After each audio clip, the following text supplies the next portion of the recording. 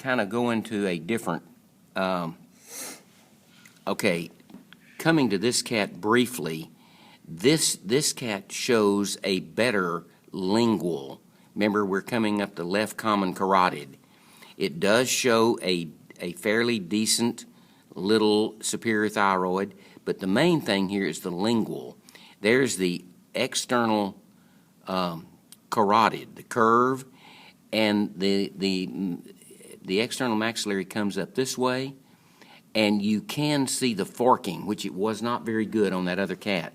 But the forking around the jawbone, for some reason I've asked that, the labials, technically gets superior labial and inferior labial, but there's the forking around the jawbone. And again, that's about all we can see up here on this cat. But again, that is a test quality lingual, okay?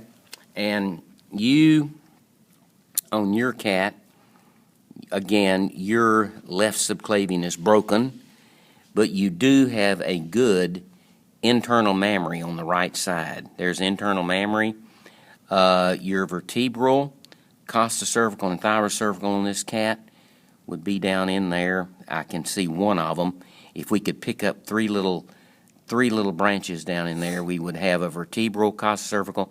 I can see the thyrocervical coming out that way. We look for the significant one going down. Just get the up, there it is, we get these out of the way.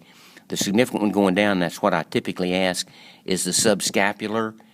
In other words, it's axillary till the subscapular goes down, subscapular, then brachial going out in the arm, then radial down in the forearm. What about the pulmonary trunk on this one? Did you say the pulmonary trunk is very good on this cat. The pulmonary, there is a very significant pulmonary trunk right there. Pulmonary trunk. Now these little things here are auricles. There's the left auricle. Auricle means ear-like flap. It's adds more surface to the atrium. There's the right auricle, stained blue, and here's the left auricle, and there's the pulmonary trunk, which is very good. Okay? I think this cat has a good aorta. Okay, next descending, coming down.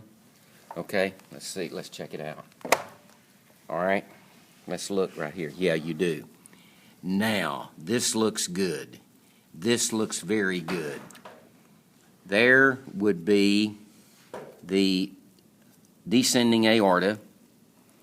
The first major branch here is the celiac, which it comes on out. We won't dig, but you can see an extension of it going out to the spleen.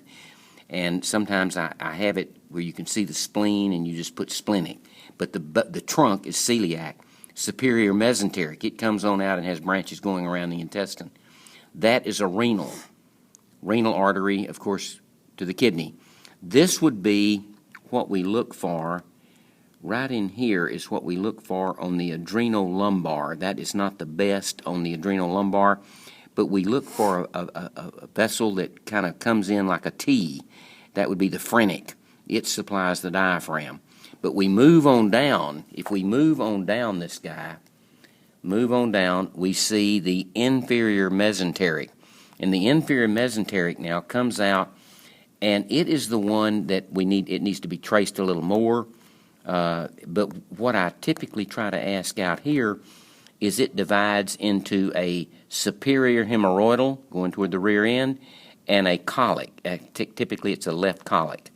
Left colic, but you can't. We'll have to work on that a little bit more. But the main thing is the inferior mesenteric.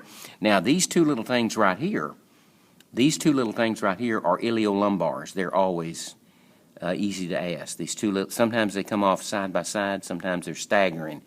Down here we have the external iliac, internal iliac, internal iliac, and going to the tail.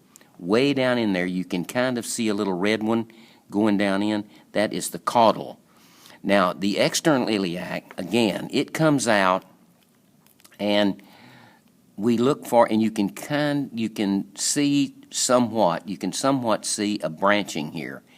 That is the deep femoral. Then the major thing coming down this way is femoral, F-E-M-O-R-A-L, the femoral artery, and the femoral artery. Again, this is blown a little bit, But the femoral artery comes down and divides into a saphenous. There's a saphenous artery and a vein. Again, they're kind of blown. But the saphenous vein is the one we typically ask. It goes down. That's the one that's used in bypass surgery. The red one back behind the knee is the popliteal artery. Popliteal behind the knee, there's a popliteal artery and a popliteal vein. We typically pin the popliteal artery back here.